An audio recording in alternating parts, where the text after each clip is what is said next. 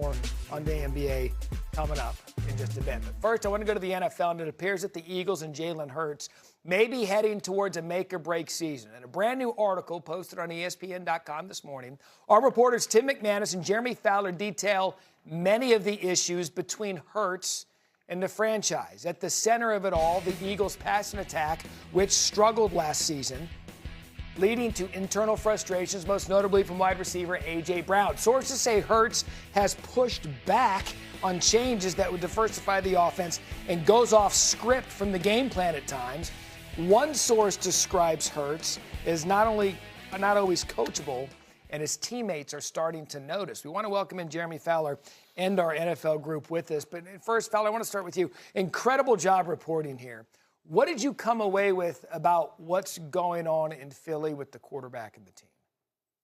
Well, Matt, I came away with the notion that Jalen Hurts, despite immense success, is facing some frustrations now within his own building. Mainly, sources point to an issue with coachability, that even in 2024, when they won the Super Bowl, coaches trying to implement new schemes, motions and shifts, maybe more things under center. Hurts has pushed back to those at times.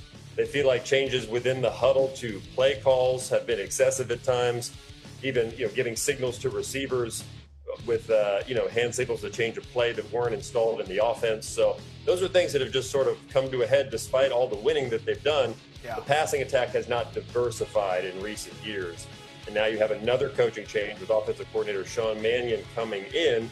It's a situation where there's a moving train that Jalen Hurts now has to get on. Again, article on ESPN.com, and Fowler, I want to follow up if I may, because the reporting happened, the story dropped today. How long has this, discrepancy between the quarterback and the coaching staff been going on in Philly?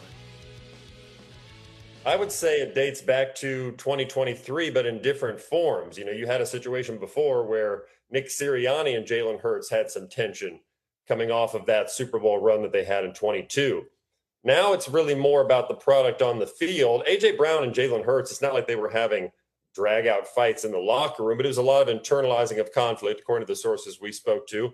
And Nick Sirianni actually did a pretty good job managing all of this, but it's just come to a head where the offense didn't have enough firepower around it. And in 24, it was so good with Saquon Barkley in the running game and the offensive line, you really didn't need a great passing attack. Well, now it was more on Jalen Hurts, and some of the warts showed a little bit. And the Eagles are trying to put the bottle back together and really just change things a little bit to help Hurts take the next step. Sources say he has been more open and receptive to some of those changes behind the scenes in recent months, so they are hoping for the best. I mean, this incredible story coming out this morning, and there's so many things to unpack here. There's an explanation now for what we believe: Super Bowl season, bad season, Super Bowl season, everything in between. What's your biggest takeaway from this story this morning? I mean, it seems like they're clearly sending a message to Jalen Hurts. They want him to be their quarterback, but he's gonna have to do it their way. And they've made it clear to him and to us. I think the most significant thing is they made it clear to the public exactly what they want of him. And they are essentially saying that we weren't doing like the sophisticated offensive things like motioning and shifting and running the ball from under center, which isn't that sophisticated. They're essentially saying that we weren't doing them because Jalen didn't want to do that. So they've given us a checklist for this coming season to watch for. If they aren't doing these certain things, they're making it clear to us, it seems like by the reporting that Jeremy's done, they're making it clear to us that if they're not doing it, it's not because they don't want to, it's because Jalen doesn't want to. If they're running simple concepts like four verts in important situations, if they are, and they also put in there how he interacts with his teammates. I feel like I read it multiple times, and every time I read it, like I read a little bit more between the lines, what may be risky, but it felt more and more like they were letting Jalen know that he's going to have to do things the way that they want it done if he's going to be the quarterback going forward. And especially with the timing of this, we were talking about this morning, one of the biggest topics this offseason has been A.J. Brown. Unhappy with the offense, unhappy with the team. And then this report comes out, Mike T, and you're sitting, well, wait a second. The timing of this with the storylines that we've been covering now, the star receiver, and now the issues with the star quarterback. But you believe Jalen actually deserves the benefit of the doubt. Absolutely, Matt. Last time I checked, he's been to 2 Super Bowls and won 1. There is countless teams in the NFL that would give anything for Jalen Hurts' bad days. With that said, there's no question he could get better. Last year as an offense, they only ran 15% of their plays were play action passes, which was 22nd in the NFL. So clearly there's ways for this offense to evolve. But with that said, Matt, the other reason I would give him the benefit of the doubt is this is going to be his 7th season with his 6th offensive coordinator. It's hard to develop continuity and improve when there's so much change. So this is a hugely consequential offseason. Clearly they need to do things better, as Neek and the article mentioned, from play action pass to motions and shifts. There's no doubt there's more layers to this offense where they can go. But to me, like, we have to start from a foundation that he's certainly accomplished a lot in the NFL. And you want to come to his defense a bit as well, Kimberly. It just, every time I've talked for years to people about the Eagles, inside the building, outside the building, and I'm always struck that in Philly, it's always either our head coach and our quarterback, they're terrible, get rid of them, or everything's great because we're in a Super Bowl. Like, the pendulum there is just insane. Think about it. Yesterday, I literally was in Phoenix yesterday at the owners' meetings. Their owner, Jeff Lurie, was talking to reporters about Jalen Hurts. He was describing himself as one of the biggest Jalen Hurts defenders and saying, you know, he means everything. Like, he's so dedicated. And then this drops, and it's depending on who you talk to, something is not right in Philly. And we have had that consistent conversation. I think when it comes to Jalen Hurts, the stats and the Super Bowl MVPs and all that is one thing.